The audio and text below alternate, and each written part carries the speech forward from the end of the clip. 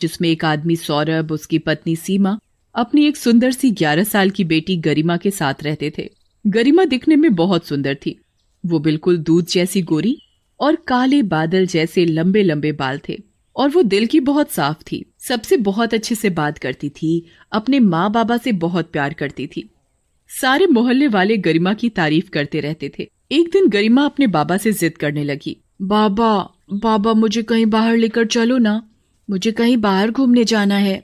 अच्छा, तो मेरी प्यारी सी बेटी को बाहर घूमने जाना है। अच्छा बताओ, कहाँ जाना है?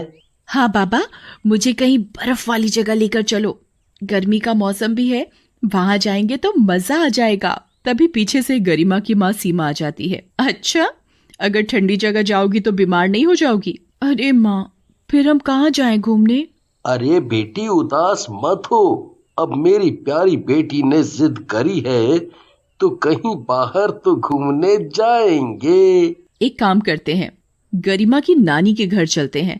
नानी से मिले तो ना जाने कितने साल हो गए। नानी भी गरिमा को देखकर बहुत खुश हो जाएंगी। हाँ माँ, सही कह रही हो, हम सब नानी के घर ही चलते हैं। फिर वो सब गाड़ी से नानी के घर चलने के लिए रवाना हो जाते हैं। गाड़ी चलाते चलाते रात हो जाती है और सौरभ बहुत थक जाता है। गरिमा अपनी माँ के साथ पीछे वाली सीट पर सो जाती है। तभी गाड़ी का संतुलन बिगड़ जाता है और उन सब का एक्सीडेंट हो जाता है और सब बेहोश हो जाते हैं। कुछ लोग उन सभी को हॉस्पिटल में भर्ती करा देते हैं। तभी सौरभ और गरिमा तो ठीक हो जाते हैं, पर सीमा की हालत बहुत बिगड़ जाती है।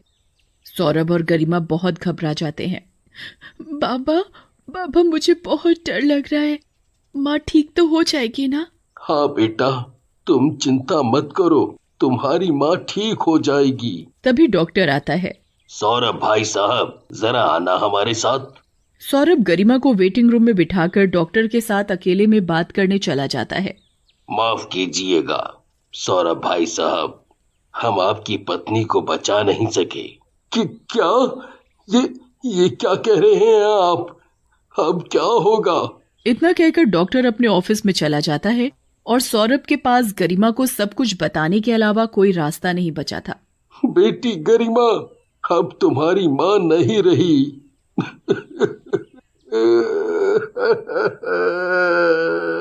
इतना सुनकर ही गरिमा अपने बाबा के गले लग जाती है और बहुत रोती है। फिर सौरभ और गरिमा सीमा का अंतिम संस्कार करके नानी के घर चले जाते हैं। सौरभ गरिमा की नानी को सब कुछ बता देता है। अब तो भगवान ही जाने आगे क्या होगा। एक तो 11 साल की बेटी, ना जाने अब कौन संभालेगा इसे। हाँ सासू माँ, मुझे भी अपनी कोई फिक्र नहीं। मुझे तो बस गरिमा की चिंता खाए जा रही है। मैं काम करने जाऊंगा या गरिमा की देखभाल करूंगा। तभी नानी बोल पड़ती है। अरे सौरभ, तू दूसरी शादी कर ले, वो सही रहेगा। सौरभ भी नानी की बात मान लेता है। आखिर इसके अलावा और कोई रास्ता भी तो नहीं था। फिर सौरभ के लिए एक विधवा औरत माधवी का रिश्ता आता है। उसकी एक बेटी भी होती है, वैशाली। वैशाली 15 साल की थी। जब रिश्ता मिलवाने के लिए सौरभ और माधवी घर बुलाते हैं तो गरिमा को पहली नजर में देखकर ही माधवी के मन में उसके लिए ममता भर जाती है। पर जब वैशाली गरिमा को देखती है तो वो उससे जलने लगती है, क्योंकि वो उससे बहुत सुंदर थी। सौरभ और माधवी का रिश्ता पक्का हो जाता है और फिर माधवी वैशाली को लेकर सौरभ के घर चली जाती है। हर रोज माधवी गरिमा को बिल्कुल अपनी बेटी की ही तरह प्यार करती थी और वैशाली इस चीज से भी बहुत जलने लगी। इसलिए वैशाली गरिमा से बिल्कुल अच्छे से बात नहीं करती थी।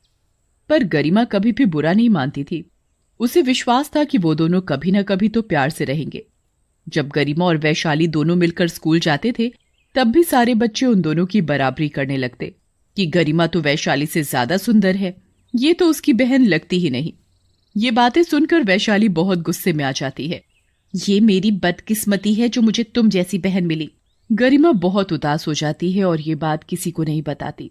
एक दिन वैशाली जब गरिमा को सोता हुआ देखती है तो वो कैंची लेकर गरिमा के पास जाती है और उसके सारे बाल काट देती है। जब गरिमा उठती है तो देखती है कि उसके सारे कटे हुए बाल बिखरे हुए होते हैं।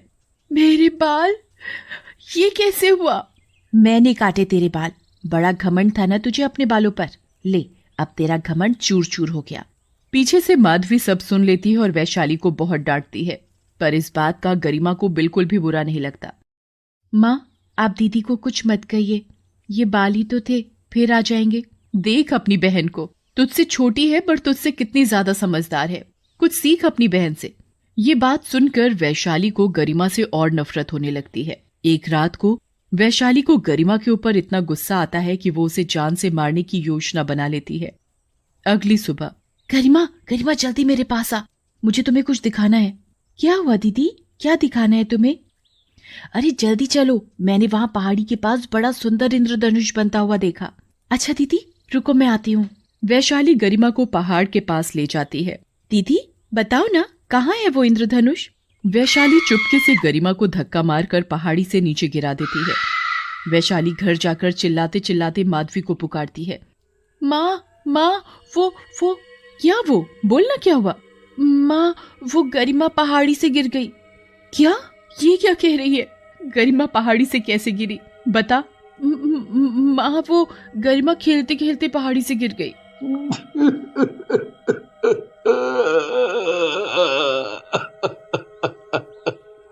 ये क्या बोल रही हो तुम वैशाली? मेरी बच्ची, मेरी बच्ची! सौरभ पहाड़ी की ओर भागता है और वहां जोर जोर से गरिमा गरिमा चिल्लाने लगता है और बहुत रोता है।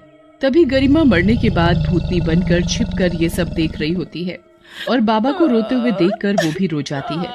पर गरिमा अभी भी वैशाली से अपनी बहन जैसा प्यार करती है। वो जानती है कि ये सब वैशाली की जलन की वजह से हुआ है। वहां दूसरी ओर वैशाली सबको रोते हुए तो दिखाती है, पर अंदर से वो बहुत खुश होती है। अरे वाह, अब तो वो गरिमा भी मर गई, अब तो मैं बहुत खुश हूँ। जब वैशाली स्कूल जा रही होती है तब उसके सारे दोस्त उसके पास आते हैं। अरे वैशाली रुको तो सही। हाँ बोलो ना वैभव, क्या बात है? वैभव के पास और भी दोस्त खड़े होते हैं। अरे वैशाली, मुझे पता चला कि तुम्हारी बहन पहाड़ी से गिरकर मर गई। मुझे सच में बहुत बुरा लग रहा है। हाँ वैशाली, गरिमा तो सच में बहुत याद आती है।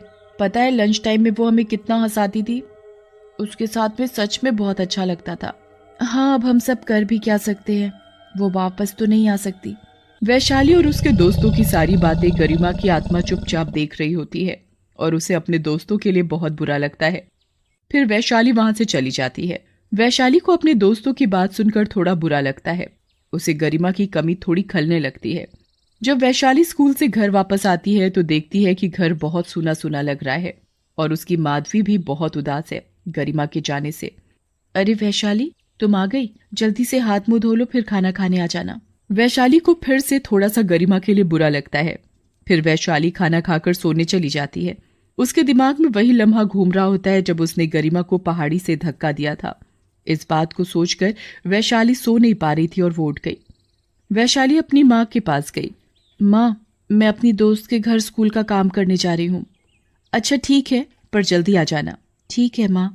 इतना कहकर वैशाली घर से निकल जाती है। तभी उसका मन उस पहाड़ी के पास जाने का करता है जहाँ से उसने गरिमा को धक्का दिया था और वो उस पहाड़ी की तरफ जाने लगती है। गरिमा की आत्मा भी वैशाली का पीछा करने लगती है। जब वैशाली वहां पहाड़ी के पास पहुंचती है और वो पहाड़ी के पास जाकर खड़ी हो जाती है और बहुत जोर जोर से रोने लगती है।